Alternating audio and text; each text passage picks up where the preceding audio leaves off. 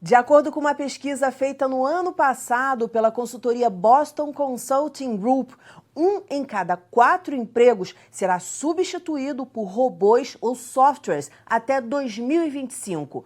Já um estudo da Universidade de Oxford, realizado no mesmo ano, indica que 35% das profissões serão automatizadas nas próximas 2 décadas. Mas afinal, o que é a robótica? Como ela pode ser útil na aprendizagem? Como as construções eletrônicas podem auxiliar na formação e no desenvolvimento dos alunos? Para essas e outras perguntas, um pouquinho de educação.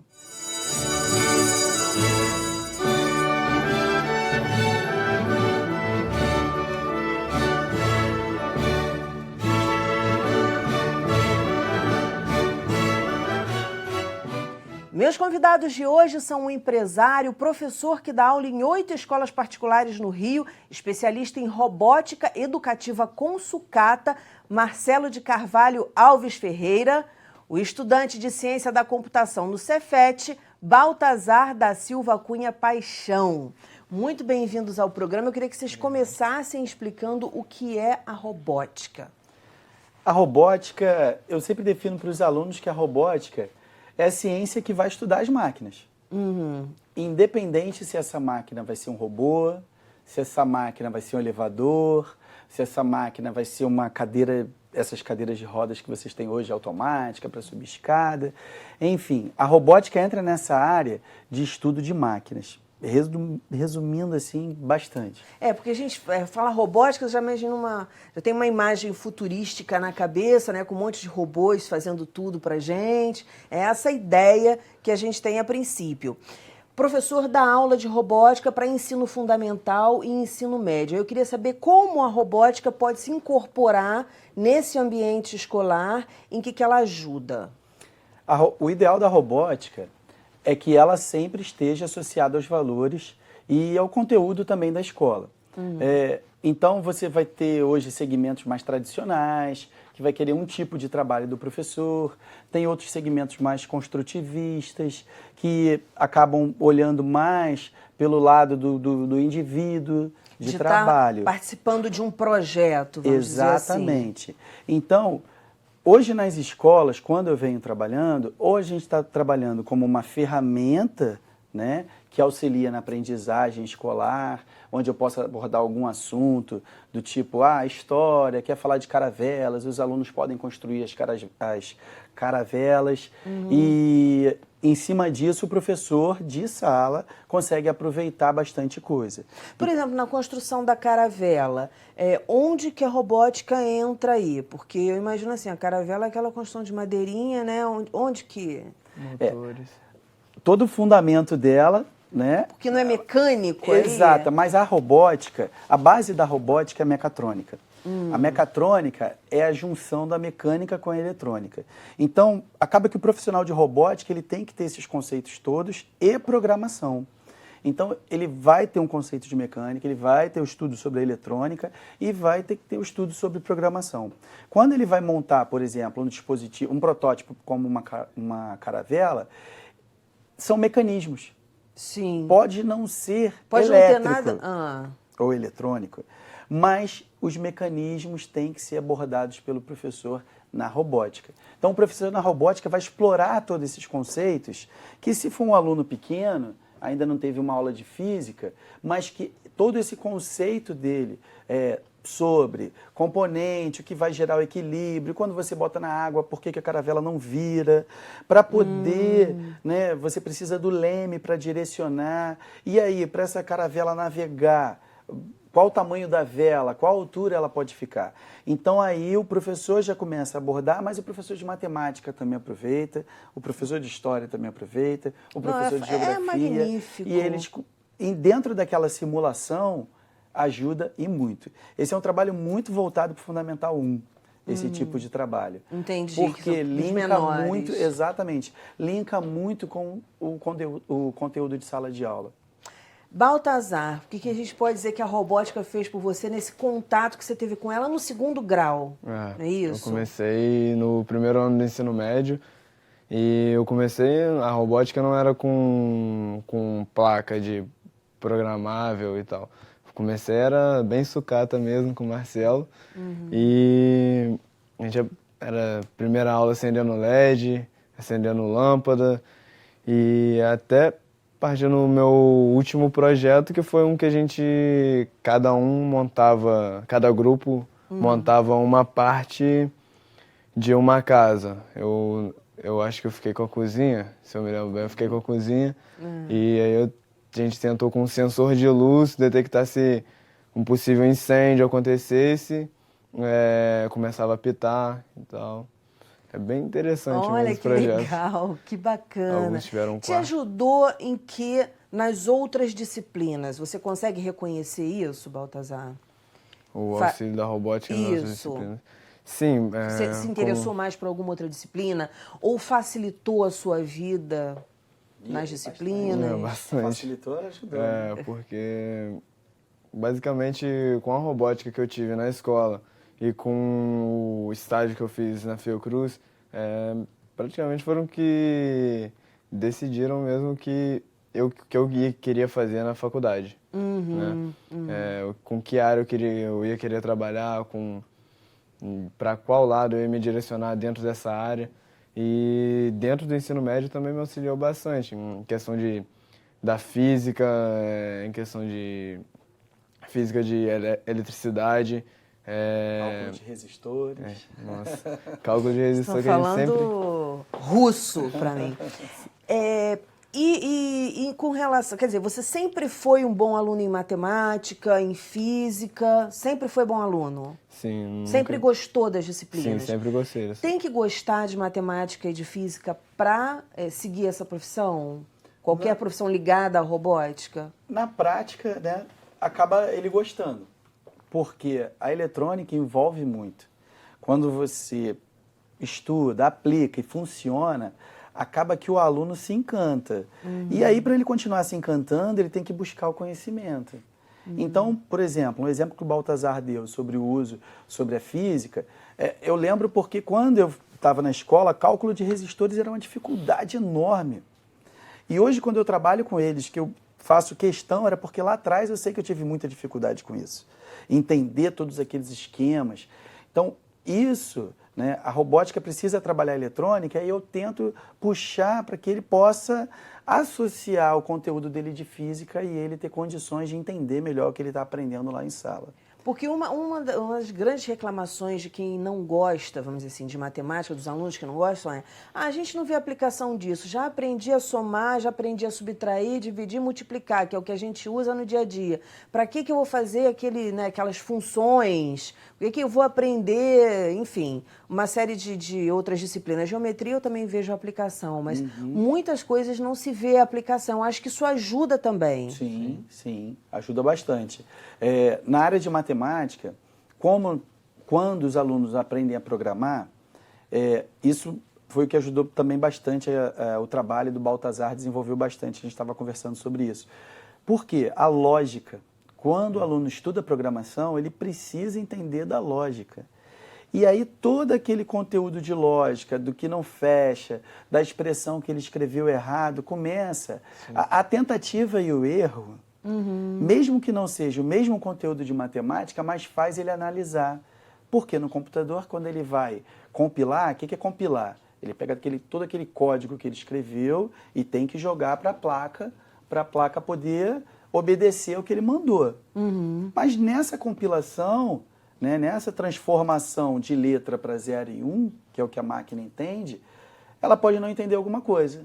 E ele tem que voltar e procurar o erro. A mesma coisa acontece quando ele começa a trabalhar com a matemática. A matemática, a questão às vezes de matemática, é porque os alunos não conseguem, onde é que está o erro? Eu não consigo achar esse erro.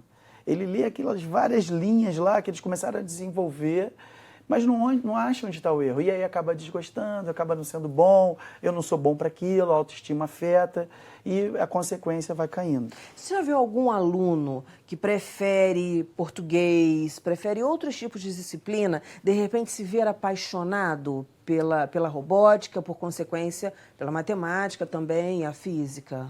Artes é um grupo de alunos que quando chega aqui, que passa a entender que a programação não é coisa de nerd, como muitos falam na escola. Você Pô, falava essa coisa de isso, nerd. Baltazar? Não, ele curtia. Ah, né? Mas tá. a galera- Foi muito chamado de nerd, A você? galera chama sempre. Muito. Então, o pessoal, a turma, né? Tem já resistência, tem professor? essa resistência de falar, não, isso é coisa de nerd, isso é coisa de nerd. E aí acaba que lá no ensino médio eles têm que fazer. Uma hora eles vão cair com a robótica. Né? Quando ele cai comigo, que ele começa a dominar, a aprender, a entender, aí daqui a pouco você vê que aquele aluno vai, professor, isso até que não é tão chato, sabe? Apesar de ser um ambiente de programação onde eles digitam texto o tempo todo, porque a programação é texto. Você sabe que eu não tinha a menor ideia disso. É texto O o tempo todo. E aí eu trago isso para eles dessa maneira. Hoje, quando vai falar em programação em escola, né, desenvolvimento de jogos, também uma outra área que tem acontecido muito, eles têm muitos ambientes de programação fáceis, que arrasta o bloco, que encaixa o bloco, mas o aluno não escreve. Ele acaba trabalhando muito a lógica. Mas toda a parte de sintaxe da programação ele não entra. Quando eu trabalho com os alunos que eles têm que escrever, que tem que ter pontuação, e pontuação específica não bate com a gramática, com a ortografia da língua portuguesa, ele já é um campo novo para ele. E aí, quando ele começa a ver que ele está dominando, que ele está conseguindo corrigir o que está dando erro, nossa. Isso é genial, né? Aí Trabalha a eles criatividade, você pode fazer link com outras disciplinas, lógica. Qual foi a parte mais difícil para você no início, vamos dizer assim, Baltazar, no estudo da robótica? Relacionado à robótica? Isso. Acho que foi, em tese, associar o conteúdo com A prática. com a prática. Porque às vezes o Marcelo passava lá que tinha que fazer e tal, e às vezes dava um erro. Porque no início a gente tava com sucata. A gente soldava e não dava, não ia direito. E eu acho interessante, você trouxe aí um protótipo Sim, pra sim. gente ver. Sim. E porque fala assim, quando fala robótica, a gente, como eu te falei, imagina uma coisa futurista, uma coisa cheia de, né, sei lá, tecnologia, vamos dizer assim, avançada. E a gente olha para um protótipo simples, você fez especialização em robótica educacional com sucata. Como é que isso é possível? Quando eu conseguia ter acesso ao curso de robótica com sucata, e aí o professor passava muito isso pra gente, porque lá eu já dou aula há bastante tempo de robótica, deve ter uns 10 anos, e foi antes disso o curso. E aí o professor passava muito sobre as questões que estavam acontecendo. Por quê? Porque já estavam começando a entrar kits no mercado, você tinha as empresas que desenvolviam para falar, olha, aqui eu tenho robótica, liga o motorzinho que funciona. Mas, quando você analisava de forma crítica aquilo ali, era muito difícil aplicar em sala de aula. Primeiro porque lá atrás computadores não eram tão fáceis de se obter, e o espaço também. Hoje a dificuldade da escola é ter um espaço. Né? E aí acabava que você precisava ter uma bancada com computador, uma bancada com eletrônica, muito fio espalhado e tinha que programar. Então, quando nós começamos a estudar sobre a sucata e reaproveitamento desse material, eletrônica, construção de placas, foi um mundo novo para mim, que não era dessa área de eletrônica. Eu curtia muito informática. A gente está falando de que tipo de sucata? Olha, eu costumo... Oi? Qualquer tipo de sucata. Qualquer tipo. Qualquer tipo. É claro, verdade. falando da parte mecânica que a gente falou lá das caravelas, mas num componente eletrônico, quais são assim, as peças, as coisas que vocês vão buscar para compor ali um projeto? Normalmente, eu peço para os alunos tudo, ligou, girou, ou ele girava, né, e está quebrado, porque isso eu sempre converso com eles. Ninguém vai trazer um aparelho que estava funcionando. Sim. Eu quero que estava quebrado. Por quê? Porque às vezes quebra uma coisinha, queima alguma coisa pequena e que o restante está todo funcionando. Você tem um universo ali de pecinhas, de coisas. Então, dentro daquilo ali, em geral, a gente consegue alguns componentes que seguram mais, os resistores, eu calculo com os alunos, a gente tem o uso do multímetro e tem alguns sensores, por exemplo, o infravermelho, que nós usamos e muito. Agora, eu vou estudar agora, no próximo bimestre, com os alunos. Nós vamos usar aqueles... Lembra daqueles celulares tijolinho que tinha do Nokia? Aquele que tinha os joguinhos? Era só um celular pequenininho, né? Tinha o tijolão e o tijolinho.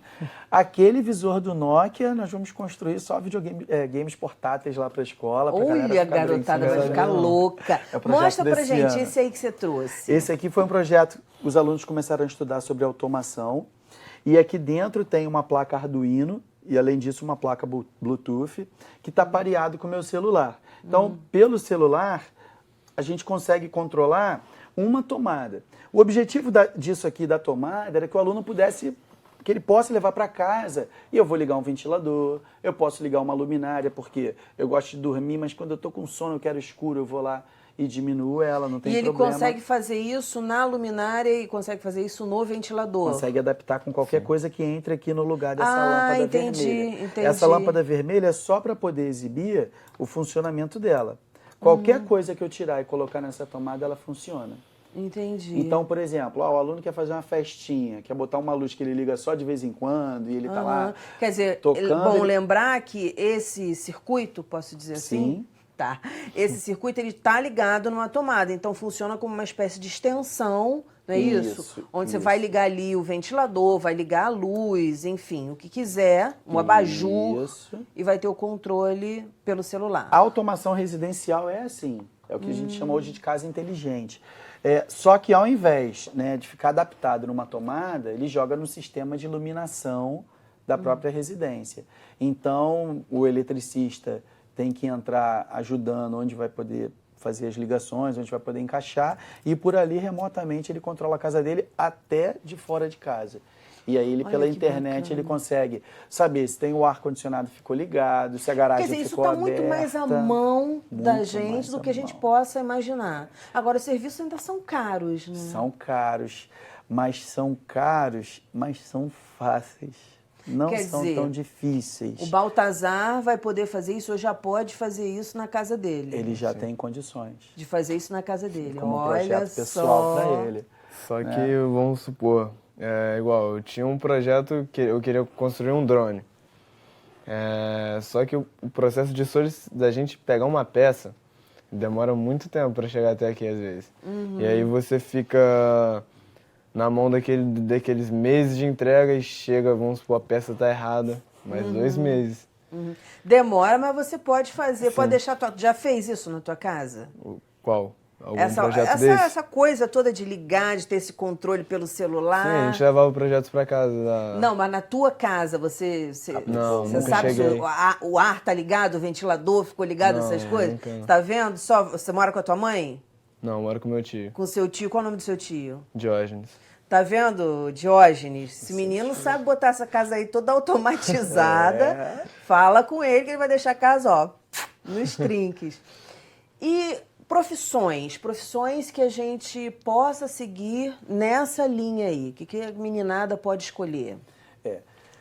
Hoje, né, a área de engenharia toda está envolvida com a robótica, mas você tem toda uma área também médica já se preocupando. Eu já participei de algumas oficinas de robótica, quando a gente encontra aqui, que é uma dificuldade também no Rio de Janeiro, mas quando tem que você vê médicos participando para poder entender sobre impressão 3D, para conhecer mesmo. Não acredito até que eles tenham a finalidade de construir, eu vou fazer. Não, mas para poder entender sobre aquele material e todo aquele processo antes de usar, por exemplo, numa cirurgia, como foram casos que nós escutamos e lemos aí, acompanhamos de cirurgias que fizeram um tubinho que encaixou, que substituiu. Por quê? Porque o material da impressora 3D todo não é tóxico, então o organismo entra bem. Ah, que bacana. Absorve bem. Quer dizer, você falou designer no início, não é isso? Sim, tem ligado à área médica também. Criação desses, como eu disse, robôs digitais que analisam, vamos supor, médicos vão e analisam, isso é um tumor, joga várias imagens de tumor. E aí bota para o robô analisar. E aí, vamos supor, pega um outro raio-x para identificar, o próprio robô já pode identificar, às vezes melhor que um médico, se aquilo lá é um tumor ou não. Quer dizer, o interessante, eu acho, é o seguinte, dentro de cada profissão, aquele profissional ele pode querer ir por esse lado, né, dominar mais esse lado, ele vai agregar para quem construiu aquela máquina, ou ele vai construir junto, e vai saber lidar com aquela máquina muito melhor, já começa a ser uma especialização dentro de cada profissão, Muito mesmo melhor. que a engenharia, vamos dizer aí, seja o carro-chefe. Exato. Eu converso muito com os pais, que às vezes os pais vêm com esse questionamento. Professor, quero ensinar meu filho a fazer programação. Aí tem 10 anos de idade. Eu, pai, a não ser que ele goste muito, se ele gostar de jogar bola, deixa ele jogar bola mais um pouquinho, porque ele daqui a pouco está mais maduro para poder aprender esses conceitos. Não adianta também inserir. Mas acaba que aí depois o pai, olha, vem com aquele afinco quando ele está estudando, está em engenharia, daqui a pouco o cara vai cair em artes. E muitas vezes ele acha que cai em música e começa a pensar, poxa, mas eu achei que ele ia trabalhar com não dá, com eletrônica pra... em si. E não é. Lá precisa também. Hoje, onde você vê tecnologia, você precisa ter um técnico, você precisa ter um programador, você precisa ter... Então, acaba que quando o aluno está fazendo a robótica, quando faz o ensino médio em mecatrônica, né? Que você tem hoje isso, ensino médio técnico em mecatrônica, ele tem um campo de mercado muito bom. Muitíssimo obrigada, professor, pelos esclarecimentos, pela aula aqui que recebemos. Obrigada, Baltazar. Sucesso, parabéns aí pela escolha, parabéns também, professor. Agora você vai conhecer um pouquinho do Estatuto da Criança e do Adolescente. E na volta tem a Família Pergunta. Segura aí que eu nem fui, já tô voltando.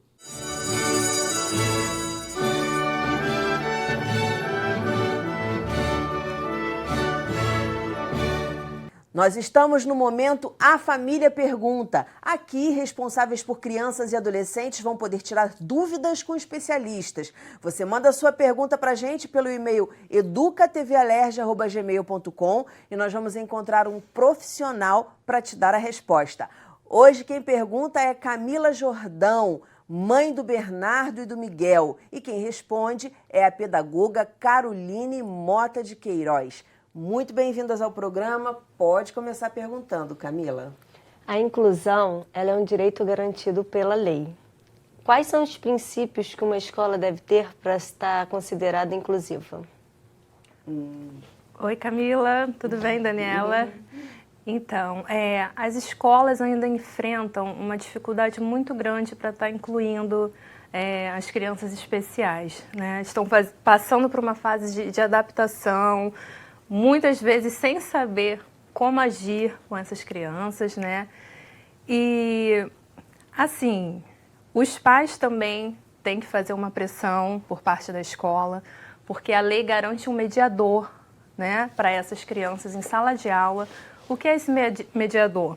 É um profissional, um estudante de pedagogia, né, ou alguém com algum curso, né, que tem uma mínima noção sobre aquela deficiência daquela criança, para estar atuando dentro de sala de aula, no período que aquela criança ficar na escola, acompanhando em todas as atividades.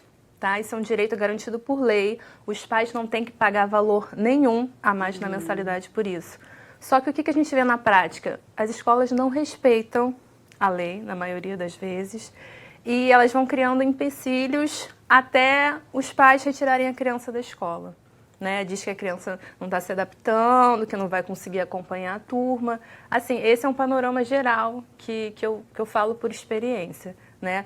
E o que essa escola tem que ter para estar recebendo essa criança? Além de estar oferecendo essa mediação, né, que é um direito,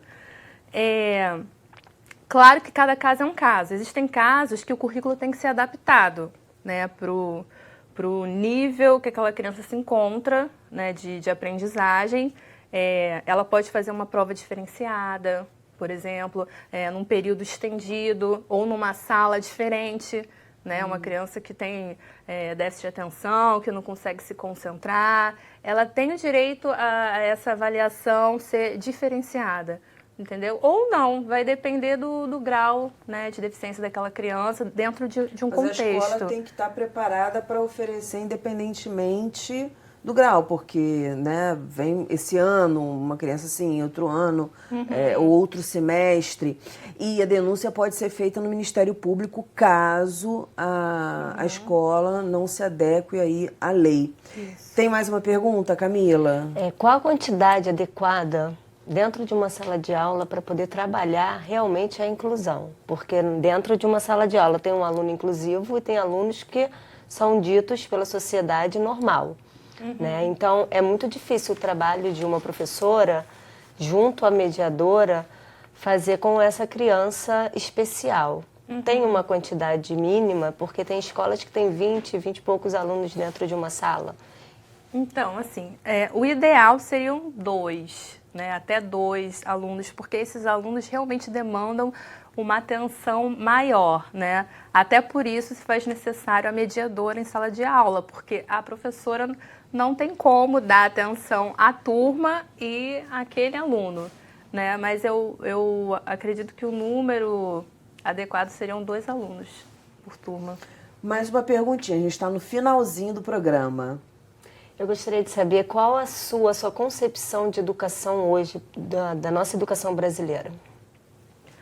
Bom, se formos comparar a outros países, né, como a Finlândia, por exemplo, o Brasil tem um caminho longo ainda a ser percorrido. Eu acho que os professores são os nossos heróis, realmente, né, os educadores da pátria. E eu acho que falta um olhar por parte do governo, né, para a valorização desses profissionais. Porque hoje o professor está pensando se quer continuar na área ainda, né? Há uma desvalorização não só do salário, mas, né, do magistério em si. Então eu acho que falta essa vontade do governo de fazer valer, né, a educação brasileira. E eu acho bacana, eu quero parabenizar a Camila, porque Camila não tem os seus filhos são... Eu não gosto de usar normal não, porque normal ninguém é. Gosto de usar, seus filhos são comuns. Eles não têm nenhuma síndrome, nenhuma deficiência, nada disso. E você veio fazer perguntas sobre inclusão. E eu quero te parabenizar por conta disso, porque você parece uma pessoa realmente preocupada. A tua escola, a escola dos teus filhos inclui? Inclui. Inclui. E você vê alguma deficiência ali ou essa tua curiosidade maior? Não, eu não vejo deficiência, porque eles estudam em escolas privadas. Eu vejo maior essa deficiência numa escola pública. Por isso que eu estou perguntando. Entendi. Tá certo. Parabéns pelas perguntas. Obrigada pela participação, Camila. Obrigada mais uma vez, Caroline. O nosso programa fica por aqui. Na segunda-feira que vem tem muito mais às 9 horas da noite. Educação, se você não se envolver, não rola. Dias felizes, paz do eu e até lá.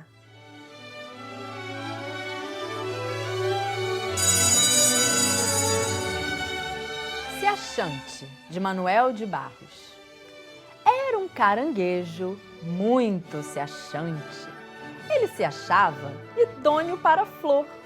Passava por nossa casa sem nem olhar de lado. Parece que estava montado num coche de princesa. Ia bem devagar, conforme o protocolo, a fim de receber aplausos. Muito achante demais. Mal parou para comer goiaba. Eu acho que quem anda de coche não come goiaba. Ia como se fosse tomar posse de deputado, mas o coche quebrou. E o caranguejo voltou a ser idôneo para mangue.